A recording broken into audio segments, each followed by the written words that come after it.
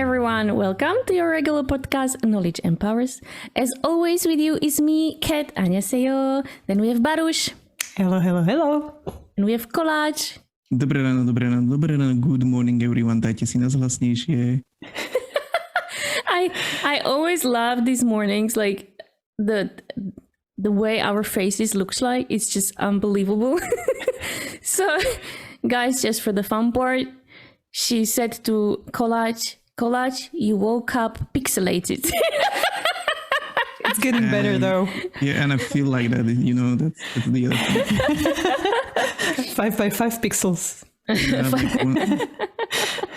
One pixel was left.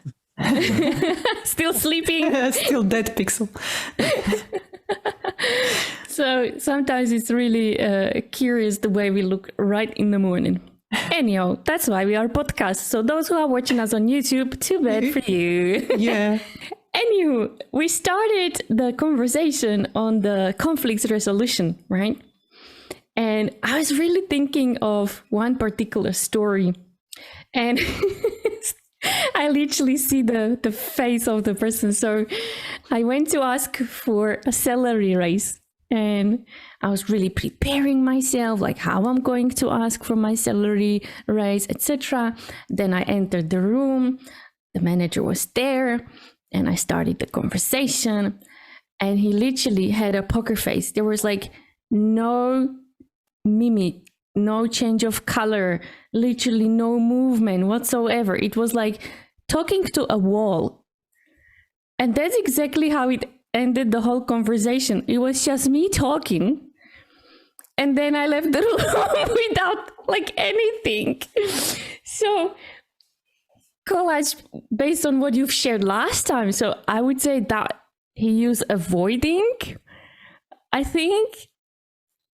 I don't know whether it was conflict from his side, because from mine, I didn't get anything. Yeah, but for conflict, when you need two people for that, like he didn't say a word. He didn't say that he doesn't want to give you the raise or something. So question is whether it was a conflict or whether it was just like some sort of, I don't know, like totally avoiding the conversation altogether. I'm not sure what happened there, from your story, it's like, yeah, I came, I talked to a wall and I left. So exactly.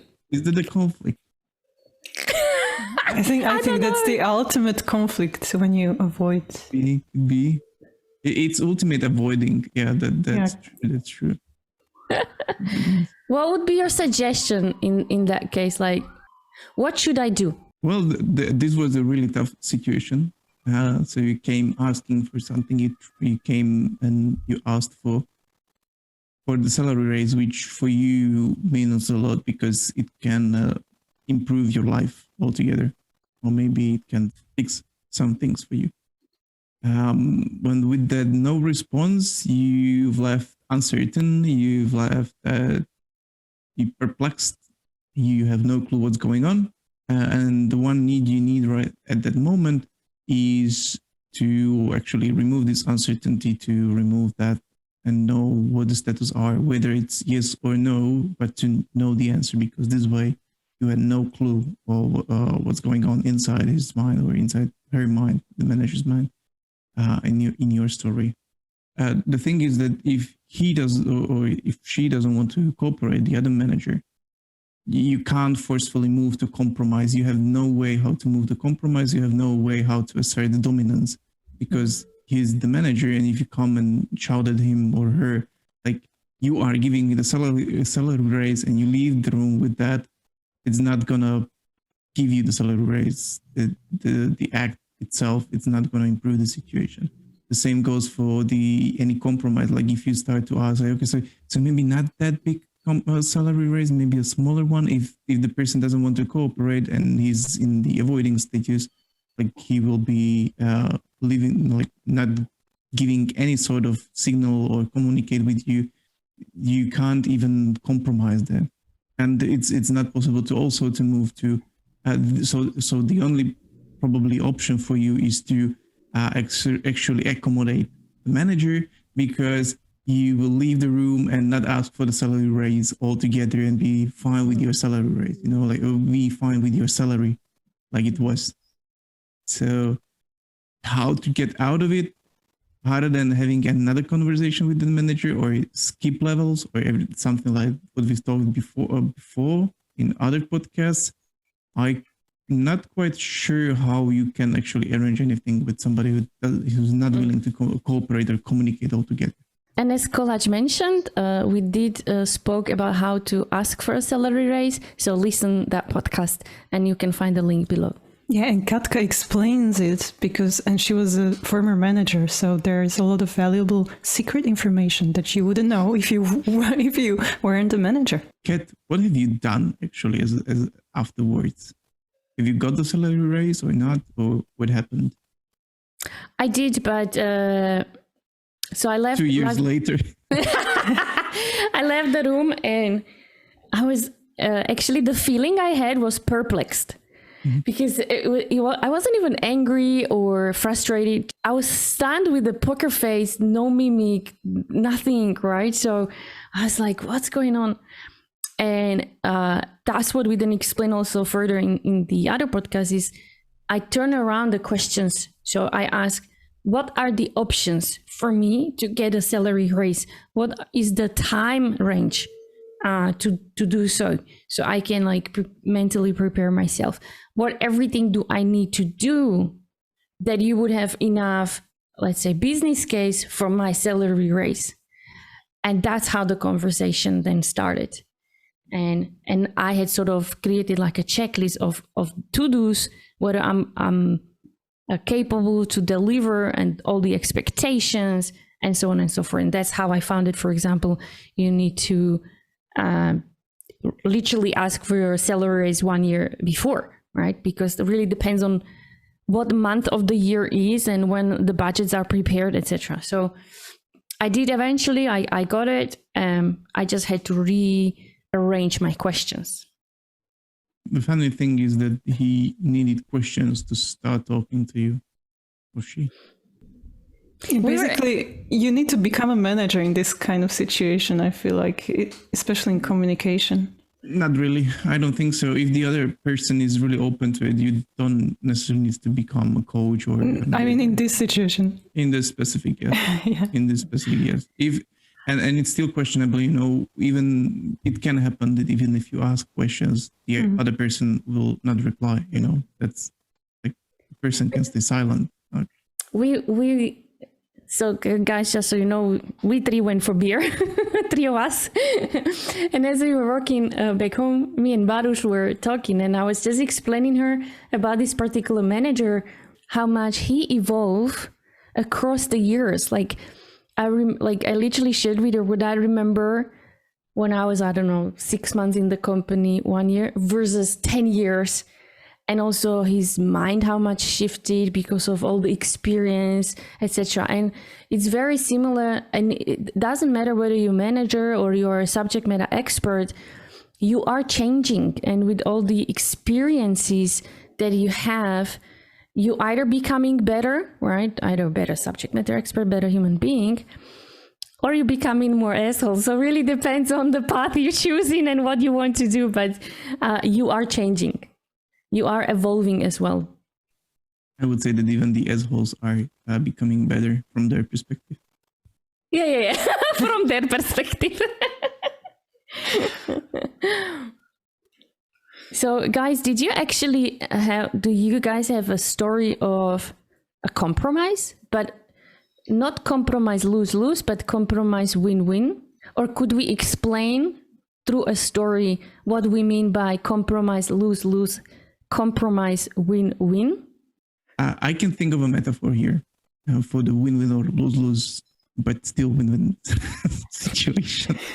It sounds horrible, I know, but bear with me. So when it comes to win-win situation, it's like when you have oranges and you have two parties who need the orange, but one party needs the core of the orange, the juicy part, and the other party needs just the peel. So you split the oranges, everybody has everything, and everybody comes out satisfied because you've got the peels, you've got the juicy part, the meat, and it's solved. That's a win-win situation from my perspective. the compromise comes when you both want the orange with both peels and the core, and you need to split it. So you both get part of the orange, you split it in half, for example, and you leave with partially having your objective achieved. So you have the orange, the other party also has the orange, but none of you has it all. So it's a compromise. It's a still winning situation because you both are leaving satisfied, not fully, which is lose-lose part, but you still do. There is also lose-lose situation, like the horrible part where somebody squashes the orange and nobody leaves with anything, and that's like a total lose-lose situation. So that's not a compromise. No, that's when does this happen? You mean the squashing part? Yes. Like what fails in these situations? Example towards that could be like, if I can't have it, you're not having it as well. You know, like I can't have my orange or on my vacation or my type of work done. You are not doing it as well, so I'm gonna sort of give you my revenge there. But that's not a compromise. That's not. I'm saying that's not a compromise. Okay. That's not a compromise. That's being an asshole and actually like not cooperating and totally like making it the lose-lose situation for everyone. You know, like if I can't win, nobody's gonna win. I know this is total off topic and that's more into psychology, but I'm really wondering because just recently I've heard a story like what you've said. If I can't have it, no one will have it. And this was about buying a land somewhere in middle of Slovakia that there is a person who wants to build hotel or whatever, and so now they want to buy a piece of land so that person wouldn't have access to the hotel. And I'm literally thinking of what will you gain out of that? Like, I just can't comprehend nor the feeling. I can't see any satisfaction level there. Why? Well, yeah, as you said, this story is definitely an example of a compromise, and yeah, there are some power plays behind it, and some sort of a saving my ego or playing the ego card here and stuff like that. So yeah, that's totally a different sort of cooperation or actually uncooperation. Mm-hmm. So compromise would be if there would be some sort of attempt for cooperation, although both sides don't get what they exactly wanted. Yeah. Okay. So what else do we have on that table? So we did cover the avoiding, we did now cover the compromise. Okay, so there is avoiding and accommodating, that's the lower part. Accommodating, okay. And then you have the sort of combination of dominance their part, where you are too assertive and others don't care about it, and then you have cooperation in the upper part. Now, in regards of accommodating, can you share some stories with us, like to bring it much closer to us? Like, what does that mean? Yeah, a lot of relationships are based on this, and that you want to accommodate the other part. So you take away your requests, your goals, targets, and you go with the other party. For example, like vacations, what we are gonna cook for lunch during the weekend, stuff like that. But should I understand it in a way that even if I do accommodate, I'm gonna bring it into my understanding, right? So when we going to vacation, me and my husband is the one planning everything, and my job role is to be happy and enjoy it. But I do accommodate to him, but it makes me truly happy that I don't need to be the one planning it. So shouldn't, like, if you do accommodate to the other party, shouldn't it be at least that you are still satisfied? Because I don't think that you should give up and just to accommodate the person. Because then in what level makes you happy or fulfilling, etc.?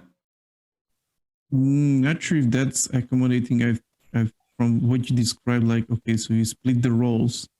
sounds like compromise. You've made a cooperation or some sort of cooperative solutions that you decided that you do this, I do this, we do this, that's and done. It wasn't that okay. it's more related to what you described last week when your husband comes and gives you like, this is your money for this month. This is how we are going to split the money. This is what you can spend on coffees, blah, blah, blah. This is what we are going to give to funds and blah, blah, blah, blah, blah. You have no saying in that. And you are like, okay. So consciously, you're making that type of a decision. That's hard to tell how much it's conscious. Mm-hmm. Because you have a lot of people who believe that they are not able to do something, and that's why they move it to somebody else, that they want to play with things, blah, blah, blah. There is a lot of stuff. That's why this diagram is not so perfect when it comes to real in-depth discussions, because a lot of other things come into play. But yeah. I assume if her husband really loved planning vacations and Kat really enjoys being happy not planning vacations, this would be a win-win situation, right?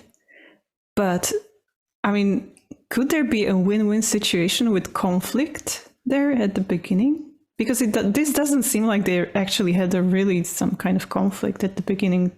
They already know how to work together without having a conflict when they're planning vacations. So does it happen often that you have a conflict and there it ends up being a win-win situation?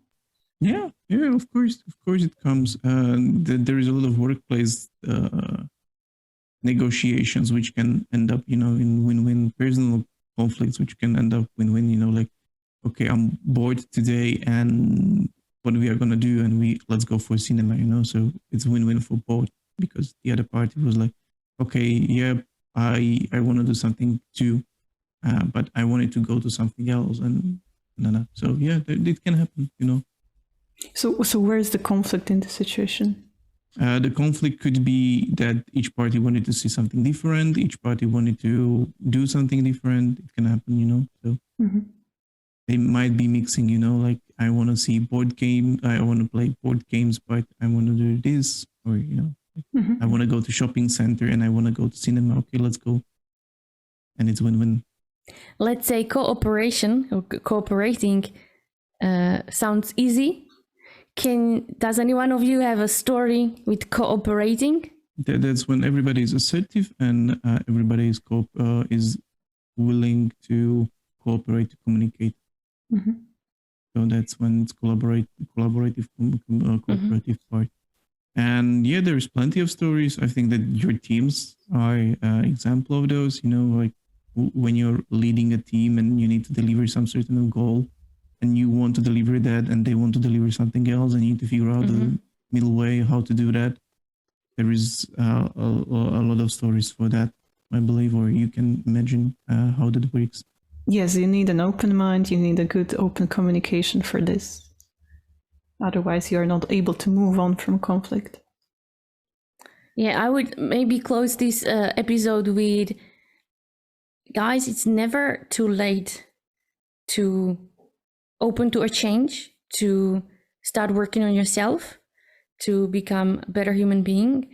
I do say it many times that me and Kolaj, our roles changed long time ago when I was his mentor. Now he's my mentor because he's like really smart and I'm learning way more from him now.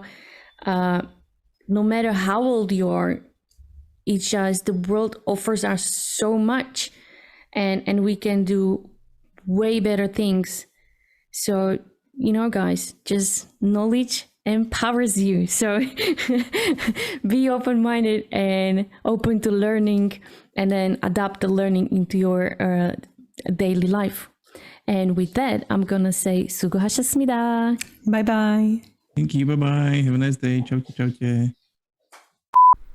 This podcast represents our own opinions, experience, and our own ideas. We do not represent any official statement from our employers, and this is not their official channel representing the company.